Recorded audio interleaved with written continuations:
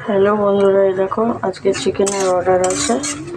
এখান থেকে ছেলের জন্য এই পিসটা, লেগের জন্য, স্যুপের জন্য দিয়ে দেবো। আর এটা কাস্টমারের অর্ডার আছে। আর এটা দেখো পালক, ধনিয়া পাতা, রসুন সব দিয়ে তোমার পেস্ট করব। আর এই যে এটা পেঁয়াজটাকে ভেজে নিয়ে এসে 2-4 কোয়া কাজুও দিয়ে দেবো।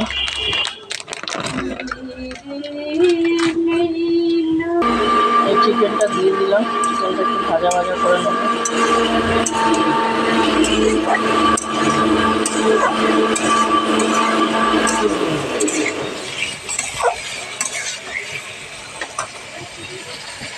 দেখো চিকেনটা ভাজা ভাজা হচ্ছে, বেশিক্ষণ লাগবে না।